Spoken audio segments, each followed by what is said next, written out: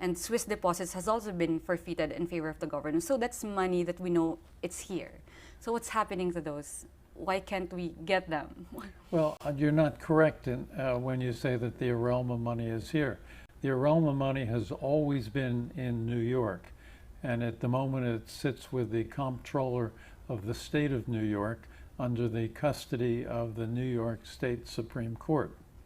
So we've been litigating over Arelma, that is the Republic and the class, and initially the class prevailed, but the Philippine government played games, and they, although they had every right and privilege to seek that money, the game they played was this. They said, well, we don't want to litigate in the U.S. over this money, and because we're a necessary party, nobody should be able to litigate over it. In other words, we're going to take our ball and go home. Well, I don't think you do that with human rights victims, particularly those that have been persecuted by the government. The government of the Philippines, no matter which regime it is the perpetrator. The government is the perpetrator, and no perpetrator should be allowed to take that position. To clarify, which administration played that game you're talking about? Every administration. Every administration. And what ball did they take home? Did they get a cut of that Arelma loot? The Arelma money still exists. It's around $41 million, and it's with the state of New York. So to simplify it to people, what is the legal process for human rights victims to get that, or to get a part of that? Well, there's active litigation in the United States. It's not to a conclusion yet. However, I would hope that we'll have some conclusion within a year. Currently, at the request of the Philippine government, the United States Department of Justice is litigating on its behalf to try to obtain the Arelma money. You were correct when you said that the Philippine government obtained a forfeiture judgment.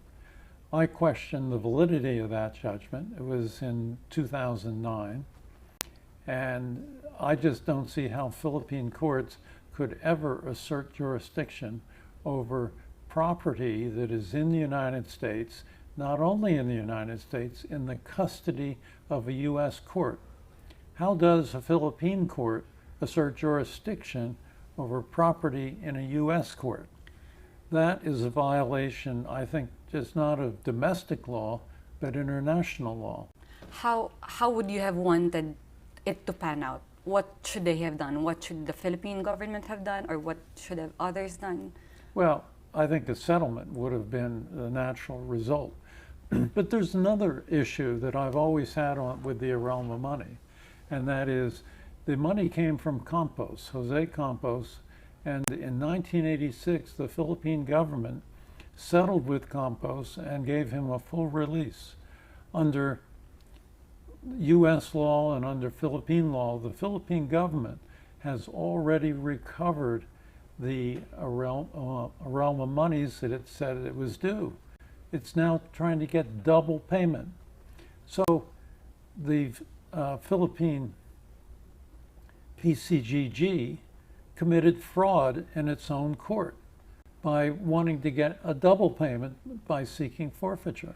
So when you say settlement, which parties are we talking about? Is it going to be a settlement between claimants and the Philippine government, or the Philippine government and whoever crony we're talking about here? Well, there's a class of Filipinos that I represent, and a settlement would be between the Republic and the class to try to resolve the Arelma monies. I'm not reluctant to settle. I believe I have a very strong case to entitlement to the Arelma monies. Certainly the federal court, when this was initially litigated in 2004, agreed with me, as did the Court of Appeals. It was only on that technical ground where they played games. So what it's sounding like to me is the Philippine government has always been reluctant to share what it's going to recover with the victims. Am I correct? Of course. Court, saka yung Singapore Court, na ino-orderan po silang ibalik na nunakaw na yaman. Hanggang ngayon po, hindi pa din sinusunod. Puro maliwanag na tayo talaga ay nasa gitna ng kampanya. Dahil, siguro naman, abogado po si Congresswoman Robredo, sigurado kung alam naman niya, hindi ang pamilya ko ang humahadlang sa pagbayad ng compensation sa human rights claimants. Ang humahadlang po dyan, ang kaso na yan, ay nasa gitna ng human rights claimants at saka ng gobyerno na pinangungunahan ng Liberal Party. Kaya ang Liberal Party ang humahadlang sa pagbayad ng human rights compensation. Ang Liberal Party ang humahadlang sa pagbayad ng human rights compensation. Hindi po yan totoo. Yung ating pong gobyerno, gustong-gusto nang mabayaran yung ating human rights victims. Pero kakaunti pa lang nga po yung nako-cover ng judgment ng court. Ang dami pa po nilang natatagong yaman at nakikita po natin yan sa pagbuhay nila ngayon. In 1986, the Philippine government settled with Campos and gave him a full release. Under U.S. law and under Philippine law, the Philippine government has already recovered the realm of monies that it said it was due.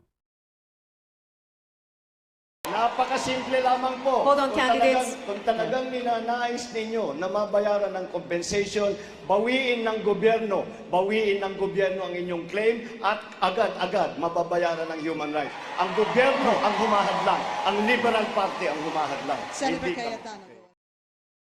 And I just don't see how Philippine courts could ever assert jurisdiction over property that is in the United States, not only in the United States, in the custody of a U.S. court.